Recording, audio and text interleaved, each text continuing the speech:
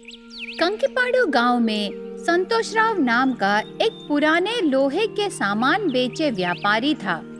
उसकी किस्मत है या उसके दोनों बेटियों की किस्मत है पता नहीं, पुराने लोहे के सामान बेचकर वो करोड़पति बन जाता है।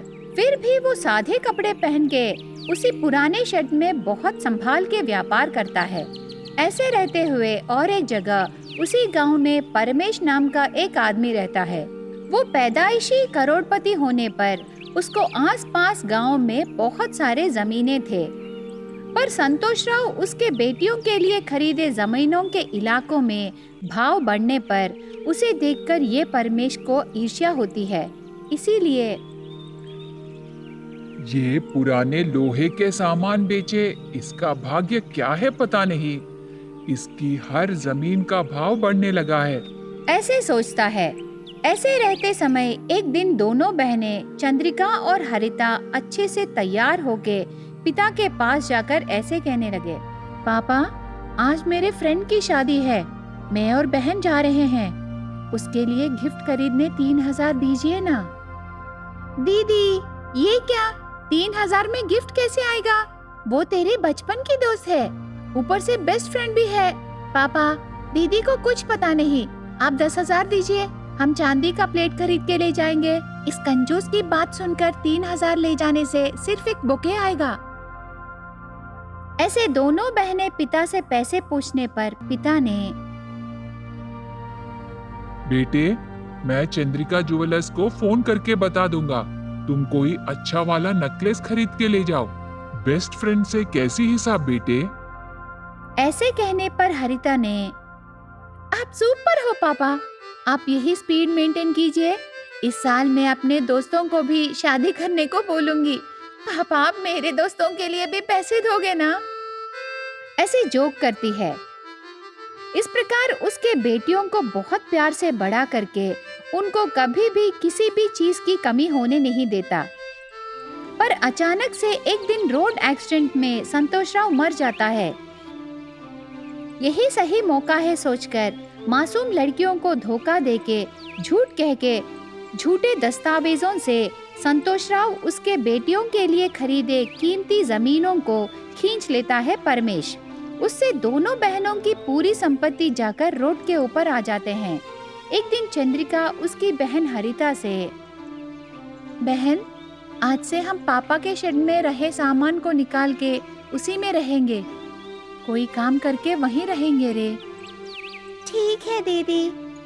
ऐसे सोच के दोनों बहनें उनके पिता के पुराने शेड में सामान क्लियर करते समय उन्हें वहां एक पुराना स्विंग मशीन दिखाई देता है। तब हरिता ऐसे कहने लगी, दीदी, एक अच्छा आइडिया आया, हम इस पुराने स्विंग मशीन को ठीक करके कपड़े सील के जिएंगे दीदी। गांव में सभी लोग हमारे पहचान वाले ही है ना। ऐसे बहन की बात ठीक लगने पर चंद्रिका मान जाती है। इस प्रकार दोनों बहनें उस पुराने स्विंग मशीन को ठीक करके कपड़े सील के जीवन बिताते समय एक दिन वो मशीन एक माया मशीन है करके चंद्रिका को लगता है और यही विषय बहन हरिता से कहती है। तब हरिता ने, क्या क्या तुम सच कह रही हो दीदी, ये माया मशीन है? हाँ रे, कल मेरी तबीयत ठीक नहीं थी और चंद्रमा के दिए साड़ियाँ और जैकेट्स मशीन के ऊपर रख के छोड़ दी। आज देखने के बाद वो सभी ब्लाउजेस में सील के रेडी हैं। मुझे शक आकर और थोड़े मटेरियल्स मशीन के ऊपर रखने से ड्रेसेस बन गए। ऐसे उनके पिता के पुराने लोहे के सामान में मिले पुराने मशीन के बारे में बहन से कहती है। उसके अगले दिन से दोनों बहनें मिलकर उस माया स्विंग मशीन की सहायता से उस गांव के लोगों के साथ साथ पास रहे गांव वालों के कपड़े भी सीलने लगे। ऐसे धीरे धीरे एक बुटीक रख के जीने पर उनके किस्मत को देखकर परमेश को दिल का दौरा आकर मर जाता है। उसके बाद चंद्रिका और हरिता उनके पिता के जमीनें वापस हासिल कर लेते हैं।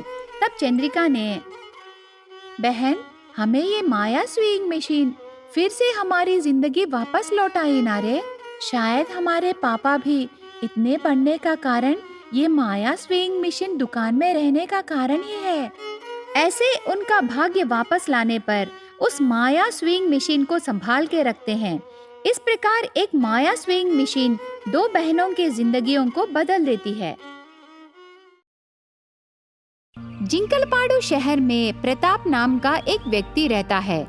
उसके ऑफिस कोलीग हरिता से वो बहुत दिनों से प्यार करता रहता है, पर ये विषय उसे बताने के लिए बहुत संघर्ष होने लगता है। ऐसे रहते हुए प्रताप उसे बहुत चाहता है और उससे बात करने का प्रयत्न कर रहा है करके हरिता की दोस्त प्रीति कहती है। हरिता, लगता है प्रताप तुझसे बहुत प्यार कर रहा है। हर समय तुझे चुपके से देखता है। तू जहाँ जाएगी वहीं घूमता रहता है। क्या तुमने उसे कभी नोटिस किया है हरिता? तब हरिता ने, मुझे ये विषय कब का पता है प्रीति। बेचारा वो अच्छा लड़का है, पर लड़कियों से बात करने से डरता है। एक इनोसेंट फेस रख के कुछ कहने के लिए मेरे पीछे घूमता रहता है। ऐसे वो मेरे पीछे पड़ने से वो फीलिंग मुझे बहुत अच्छा लगा प्रीति। ऐसे प्रीति से कहकर शर्माती है। इस प्रकार एक दूसरे को पसंद होने पर भी वो नहीं कहते और उनका प्यार ऐसे मीलों दूर रुक जाती है। ऐसे रहते हुए उधर प्रताप की माँ उनके परिवार में या घर में एक बहुत बड़ा डिक्टेटर की तरह है। वो जो भी कहेगी वही फाइनल है। उनके परिवार में कोई भी उसका विरोध नहीं करता। उसकी हिम्मत की वजह से सब लोग उसके बात को मानते हैं। एक बार प्रताप की माँ वसुंधरा उसके पति गोपाल से ऐसे कहने लगी, सुनिए जी, हमारे प्रताप के लिए रामपुर गांव वाले संतोष राव जी की बड़ी लड़की चंद्रिका से शादी फिक्स करने को सोच रही हूँ। वो लड़की हमारी संपत्ति और स्थिति के समान लड़की है करके सब कह रहे हैं। मैं फोटो देखी, लड़की बहुत अच्छी है। मैं क्या बोलूंगा, इस घर में तेरा निर्णय ही फाइनल है ना। तेरे निर्णय के विषय में मुझे कोई डाउट नहीं है, पर ऐसे हमने लड़की देखा है करके बेटे से एक बात कहने से अच्छा होगा ना वसुंधरा। ऐसे पति कहने पर वसुंधरा को गुस्सा आता है। मतलब आप क्या कहना चाहते हो जी? मेरा बेटा मेरी बात नहीं मानेगा क्या? क्या वो मेरे निर्णय को ना बोलेगा? वो बात नहीं है वसु, मेरा मतलब है शादी उसकी जिंदगी का विषय है ना, इसीलिए मैं कह रहा हूँ। ऐसे कहकर पत्नी को ठंडा करता है। शिवगामी निर्णय लेने पर उसकी बात शासन होती है। उसके बाद लड़के के साथ डायरेक्ट लड़की को देखने जाने का निर्णय करती है वसुंधरा। ऐसे रहते हुए दुल्हन चंद्रिका के विषय को आने पर वो हमेशा अपनी पसंद और राय से ज्यादा उसके क्लोज फ्रेंड्स को इम्प्रेस करने के लिए, उनसे तारीफ कराने के लिए कोई भी काम करती है। आखिर में प्रताप उसके प्यार को मन में छुपाकर लड़की को देखने आकर उदास से चंद्रिका को देखने बैठता है।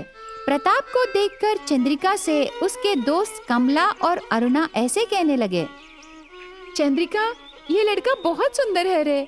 तुम दोनों मेड फॉर ईच अदर लग रहे हो।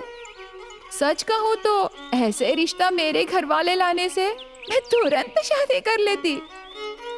हाँ रे चंद्रिका, लड़का तेरे स्टेटस और स्टाइल के बराबर है। तुझे ना कहने का कोई चांस नहीं है। ऐसे उसके होने वाले पति प्रताप को देखकर उसकी तारीफ करने पर चंद्रिका को बहुत अच्छा लगता है। इसीलिए कैसे भी प्रताप से शादी करने को ठान लेती है। उसके बाद दोनों घर वाले बातें करके पास रहे मुहूर्त को ही शादी तय कर देते हैं। पर चंद्रिका को देखने लड़के वाले आए दिन हरिता को छुट्टी न मिलने पर वो घर नहीं आ सकी। एंगेजमेंट होके एक हफ्ता बाद मुहूर्त रहने पर हरिता दीदी के शादी से बहुत खुश होती है, क्योंकि वो अभी तक होने वाले जीजा को नहीं देखी। ठीक मंगलसूत्र पहनाते समय उसकी दीदी के बाजू प्रताप को देखकर हरिता शॉक हो जाती है। प्रताप भी मंडप में वो प्यार किए हरिता को देखकर शॉक हो जाता है। शादी होने के बाद प्रताप ससुराल में रहते समय हरिता बहुत दुखी रहती है। तब घर पर कोई न होने के समय में हरिता प्रताप से ऐसे कहने लगी, मैं तुझे इनोसेंट समझी, पर तुम तो बहुत बड़े चीटर हो। इतने दिन तुम मुझे प्यार करके मेरे पीछे घूमने से मैं तुम्हें देख रही थी। मैं उस मोमेंट को एंजॉय कर रही थी। तुम आकर मुझे आई लव यू कहने से मैं तुझे आई लव यू कहने को सोची, पर तुम मुझसे प्यार करके दहेज के लिए मेरी दीदी से शादी किए धोखेबाज हो। You are a big cheater Pratap. ऐसे रोती हुई वो जो कहना चाहती है वो कह देती है, पर प्रताप की बात सुने बिना ही वहाँ से चली जाती है। उससे प्रताप माँ की बात को टाल नहीं सका और हरिता को भी समझा नहीं सका। इस तरह थोड़े महीने बीत जाते हैं। प्रताप को इच्छा न होने पर भी चंद्रिका से परिवार बसाने लगा, लेकिन चंद्रिका हर एक विषय को उसके दोस्तों से शेयर करके वो उसे और प्रताप की तारीफ करने से उनकी बातें सुनकर खुश हो जाती थी। एक बार चंद्रिका बुलाने पर हरिता प्रताप के घर आती है, पर दीदी के पति के ऊपर रहे गुस्से से उसको देखते ही हरिता मुंह मोड़कर चली जाती है। तब प्रताप ने हरिता को इस बार कैसे भी पूरा विषय बता देना है, उसमें मेरी गलती नहीं है करके बोलना है, नहीं तो इस गिल्ट को मुझे जिंदगी भर उठाना पड़ेगा। ऐसे उसकी साली हरिता से बात करने के लिए समय के लिए राह देखता है। एक दिन चंद्रिका उसके बेडरूम में रहते समय हरिता हॉल में रहती है।